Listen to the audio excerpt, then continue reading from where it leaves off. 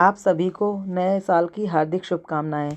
आप सभी के जीवन में भगवान विष्णु और माता लक्ष्मी जी की कृपा सदैव बनी रहे, ऐसी मेरी शुभकामना है। आप सबका हमारे चैनल दिव्य दृष्टि में स्वागत है। आज के इस वीडियो में मैं आपको सफला एकादशी व्रत की कथा विधि के बारे में बताती हूँ। आइए जानते हैं क्या है सफला एकादशी। एक बार महाराज युधिष्ठिर ने पूछा, हे जनार्दन, पौष कृष्ण एकादशी का क्या नाम है? उस दिन कौन से देवता का पूजन किया जाता है और उसकी क्या विधि है? भक्त वत्सल भगवान श्री कृष्ण कहने लगे कि धर्मराज, मैं तुम्हारे स्नेह के कारण तुमसे कहता हूँ कि एकादशी व्रत के अतिरिक्त मैं अधिक से अधिक दक्षिणा पाने वाले यज्ञ से भी प्रसन्न नहीं होता हूँ। अतः इसे अत्यंत भक्ति और श्रद्धा से युक्त होकर करें। हे राजन, द्वादशी युक्त पौष कृष्ण एकादशी का महात्म तुम एकाग्रचित्त होकर सुनो। इस एकादशी का नाम सफला एकादशी है। इस एकादशी के देवता श्री नारायण भगवान हैं। विधि पूर्वक इस व्रत को करना चाहिए। जिस प्रकार नागों में शेषनाग, पक्षियों में गरुण, सब ग्रहों में चंद्रमा, यज्ञों में अश्वमेध और देवताओं में भगवान विष्णु श्रेष्ठ हैं, उसी तरह सब व्रतों में एकादशी का व्रत सबसे श्रेष्ठ होता है। जो मनुष्य सदैव एकादशी का व्रत करते हैं वे मुझे बहुत प्रिय होते हैं। अब इस व्रत की विधि कहता हूँ, ध्यान से सुनना। मेरी पूजा के लिए ऋतु के अनुकूल फल, नारियल, नींबू, नैवेद्य आदि 16 वस्तुओं का संग्रह करें। इस सामग्री से मेरी पूजा करने के बाद रात्रि जागरण करना चाहिए। इस एकादशी के व्रत के समान यज्ञ, तीर्थ, दान, तप तथा और कोई दूसरा व्रत नहीं होता है।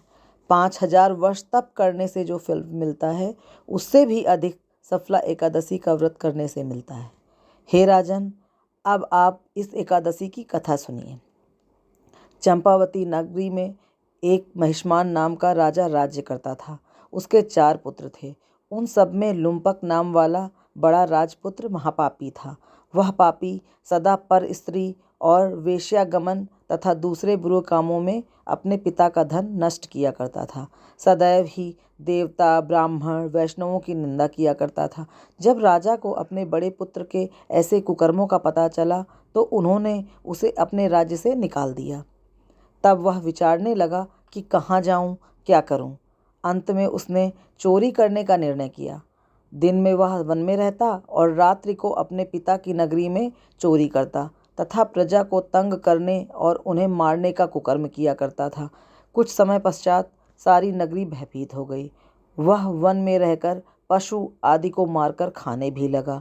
नागरिक और राज्य के कर्मचारी उसे पकड़ लेते किंतु राजा के भय से छोड़ देते थे। वन के एक अति प्राचीन विशाल पीपल का वृक्ष था। लोग उसकी भगवान के समान पूजा किया करते थे। उसी वृक्ष के नीचे वह महापापी लुम्पक रहा करता था। इस वन को लोग देवताओं की क्रीड़ा स्थली मानते थे। कुछ समय पश्चात पौष कृष्ण पक्ष की दशमी के दिन वह वस्त्रहीन होने के कारण शीत के चलते सारी रात्रि सो नहीं सका। उसके हाथ पैर अकड़ गए। सूर्योदय होते होते वह मूर्छित हो गया। दूसरे दिन एकादशी का मध्याह्न का समय सूर्य की गर्मी पाकर उसकी मूर्छा दूर हुई। गिरता पड़ता वह भोजन की तलाश में निकला। पशुओं को मारने में वह समर्थ नहीं रहा था, अतः पेड़ों के नीचे गिरे हुए फल उठाकर वापस उसी पीपल वृक्ष के नीचे आ गया। उस समय तक भगवान सूर्य अस्त हो चुके थे।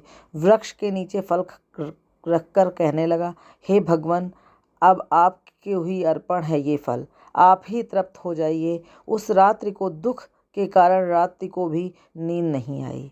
उसके इस उपवास और जागरण से भगवान अत्यंत प्रसन्न हो गए और उसके सारे पाप नष्ट हो गए। दूसरे दिन अतः प्रातः एक अति सुंदर घोड़ा अनेक सुंदर वस्तुओं से सजा हुआ उसके सामने आकर खड़ा हो गया। उसी समय आकाशवाणी हुई कि हे राजपुत्र, श्री नारायण जी की कृपा से तेरे सारे पाप नष्ट हो गए हैं। अब तू अपने पिता के पास जाकर राज्य प्राप्त कर सकता है। ऐसी वाणी सुनकर वह अत्यंत प्रसन्न हुआ और दिव्य वस्त्र धारण करके भगवान आपकी जय हो कहकर अपने पिता के पास गया। उसके पिता ने प्रसन्न होकर उसे समस्त राज्य का भार सौंप दिया और वन का रास्ता ले लिया। अब लुम्पक शास्त्रानुसार राज्य करने लगा। उसके स्त्री पुत्र आदि सारा कुटुंब भगवान नारायण का परम भक्त हो गया। वृद्ध होने पर भी वह अपने पुत्र को राज्य का भार सौंपकर वन में तपस्या करने चला गया और समय में वैकुंठ को प्राप्त हुआ। अतः जो मनुष्य इस परम पवित्र सफला एकादशी का व्रत करता है उसे अंत में मुक्ति मिलती है। जो नहीं करते हैं वे पूंछ और सींगों के रहित पशुओं के समान होते हैं। इस सफला एकादशी के महात्म्य को पढ़ने से अथवा श्रवण करने से मनुष्यों को अश्वमेध यज्ञ के जितना फल मिलता है। धन्यवाद।